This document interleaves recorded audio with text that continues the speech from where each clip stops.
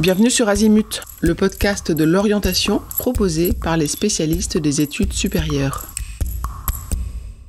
Dans cette série consacrée aux études de droit, nous vous proposons un épisode consacré au parcours de formation possible pour accéder au métier du droit. Pour accéder au métier du droit, de nombreuses filières de formation sont possibles. Avant de faire un choix, il est important de comprendre les différences entre chacune des filières et de réfléchir avec votre enfant à ses intérêts, ses aspirations et ses objectifs professionnels. En effet, chaque parcours d'études développe des compétences propres, des connaissances uniques et forme à des métiers spécifiques. Voici un tour d'horizon des principales filières de formation en droit et le portrait robot de l'étudiant. Commençons par les universités. Elles sont plébiscitées par 70% des étudiants en droit. Les filières universitaires en droit sont généralement plus théoriques et axées sur l'acquisition de connaissances juridiques. Les étudiants en université sont passionnés par la recherche et l'analyse de cas complexes. Ils sont souvent assez disciplinés, rigoureux et disposent d'un bon esprit critique. Ces étudiants développent une grande autonomie et une capacité à travailler seuls pour approfondir leurs connaissances en droit. Ces étudiants cherchent souvent à poursuivre une carrière dans la recherche, l'enseignement ou la pratique du droit. La filière universitaire permet de préparer une licence en droit, programme de 3 ans permettant d'obtenir des connaissances de base en droit. Les étudiants poursuivent généralement par un master en droit, en 2 ans, pour approfondir les connaissances et se spécialiser dans des disciplines comme le droit des affaires, le droit international, le droit pénal, le droit de la propriété intellectuelle, le droit fiscal, etc. 10% des étudiants choisissent de s'orienter vers des écoles de droit. Les écoles de droit sont souvent plus orientées vers la pratique du droit, avec une approche plus pragmatique et professionnalisante. Les étudiants en école de droit cherchent souvent à acquérir des compétences pratiques, telles que la négociation, la médiation et la résolution de conflits. Ces étudiants développent souvent une forte capacité à communiquer, à travailler en équipe et à résoudre des problèmes complexes.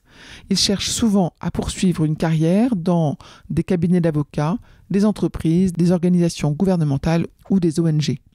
Ces écoles sont souvent plus coûteuses que les universités publiques. Certaines sont également accréditées par le barreau, ce qui signifie que les diplômés peuvent passer directement l'examen du barreau sans avoir à suivre une formation supplémentaire.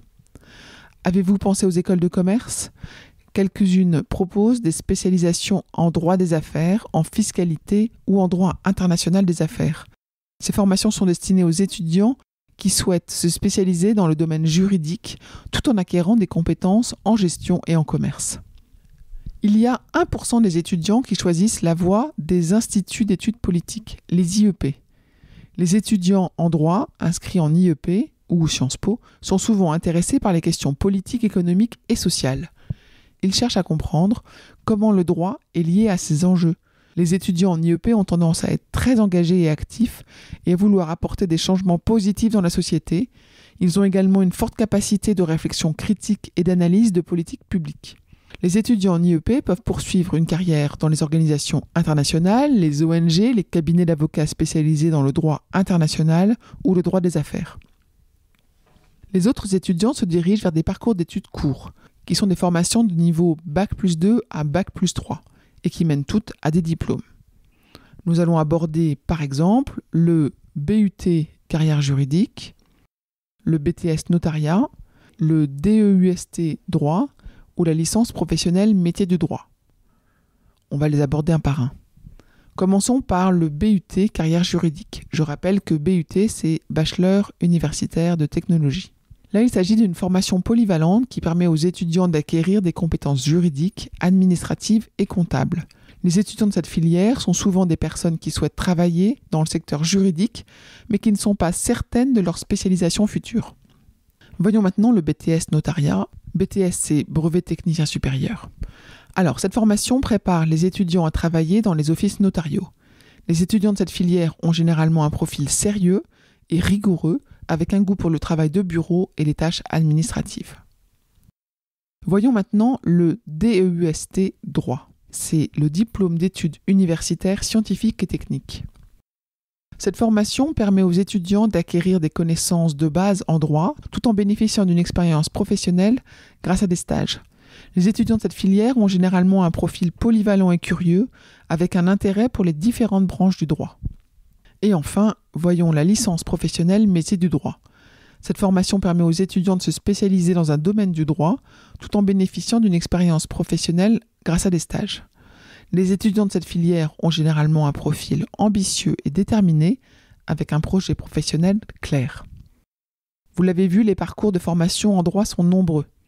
Choisir la bonne filière peut donc s'avérer être une tâche complexe qui nécessite une compréhension approfondie du profil académique et personnel de votre enfant, ainsi que de ses aspirations professionnelles. Invitez-le à prendre le temps de réfléchir soigneusement à toutes les options et soutenez-le dans sa décision. Je vous retiens quelques secondes de plus et je vous remercie pour votre fidélité et votre attention. J'avais 2 messages à vous faire passer.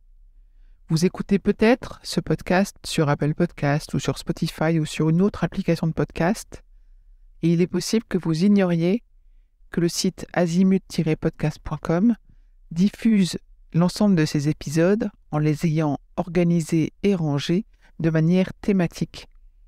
Ceux qui connaissent ce site sont vraiment contents de pouvoir y écouter sereinement chacun des épisodes et de pouvoir utiliser ce moteur de recherche. Deuxième message, sur ce même site, vous pourrez vous abonner à la newsletter. La newsletter, je l'ai surnommée l'hebdo de l'orientation. C'est une newsletter qui, comme son nom l'indique, est envoyée chaque semaine, le mardi pour l'instant. Et c'est dans cette newsletter que vous trouvez les indications des nouveaux épisodes, des guides que nous diffusons et de temps en temps, nous vous annonçons les masterclass, les ateliers, etc. que nous organisons. Bref, je vous conseille vivement de vous abonner à cette newsletter. À très vite et encore une fois, merci de votre fidélité avec Azimut. Parlons orientation.